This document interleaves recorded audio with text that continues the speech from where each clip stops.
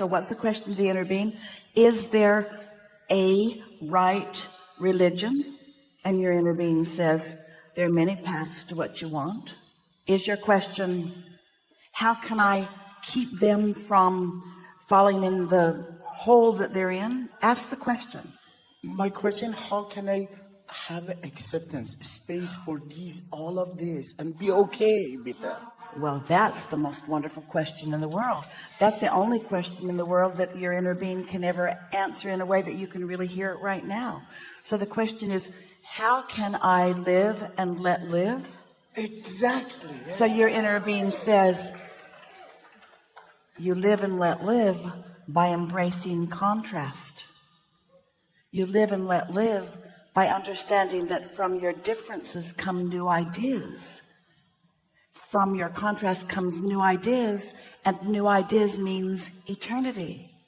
New ideas mean new opportunity for everyone. New ideas, not right ideas, by saying, how can I feel good rather than need to be right? Because feeling good is what's right. Not just feeling good about your choices, but feeling good about their choices. But before you can do that, you have to understand that they cannot impose their choices on you.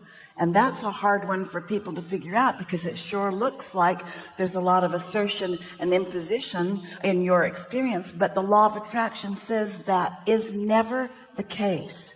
That's always a misunderstanding. We've cleared up some misunderstandings already in just this little bit of time that we've been visiting, as we are helping you to understand that you're sort of kind of doing what you're worried about the other one's doing. What's up with that? Why is it? Why is it? When you hear something, and we're not just talking about in this forum, we're talking about in that church, in that synagogue, in that temple, in that place, and in that place.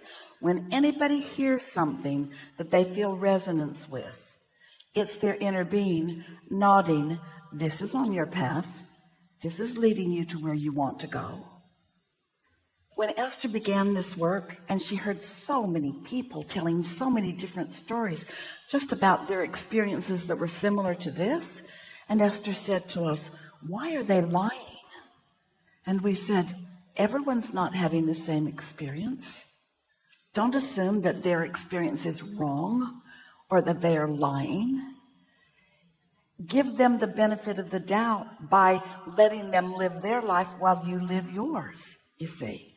Because the world can get into quite a big mess if anyone decides my way is the right way and I must make the rest of you conform.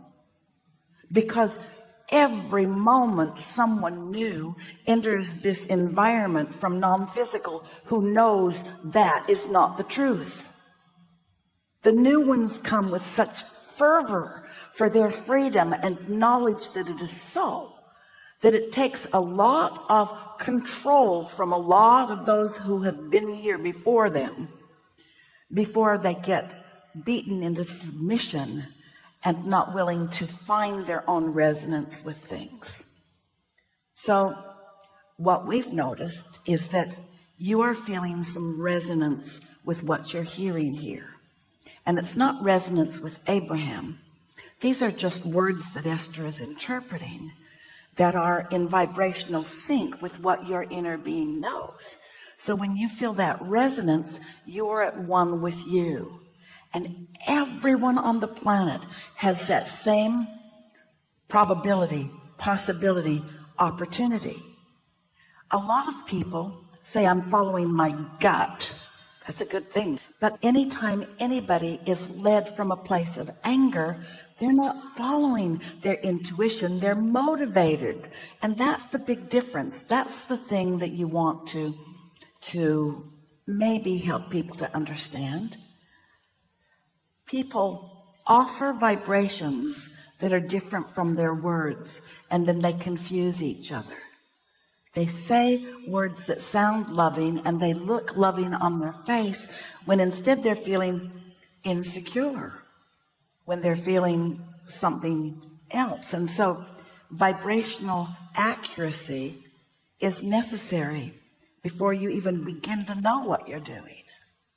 So you taught me that when my negative emotion start to roll, it's like a car that's coming from downhill. Sooner I stop it, easier to stop the momentum.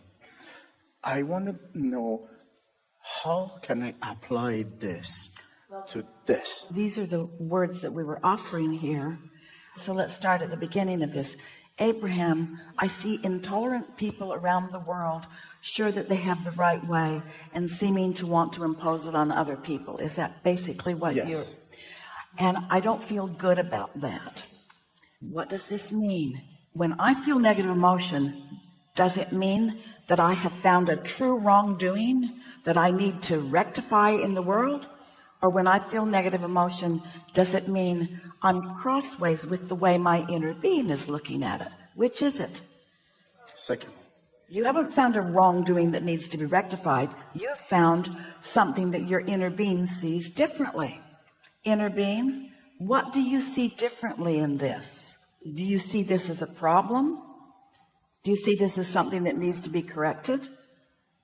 Or do you see someone living their life, putting rockets of desire in their vortex?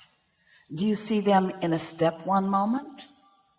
And Abraham, inner being, if you see them in a step one moment, does that add to our environment in a positive way?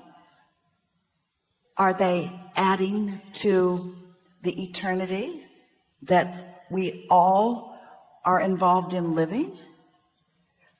Is it wrong that they haven't found their way into their alignment yet? Is it wrong for anybody to have a step one moment? Or is it right for everyone to have step one moments? Is it wrong to have a question before you get an answer?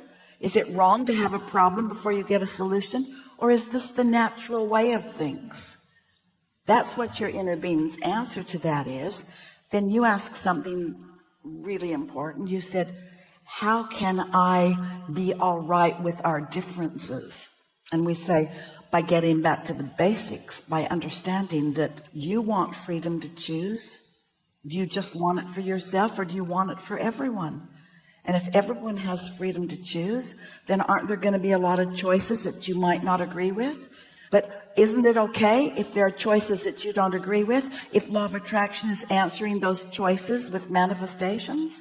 No one else is choosing for you unless you don't like their choice and you push against it, and then you're choosing the choice that you don't want and blaming it on them.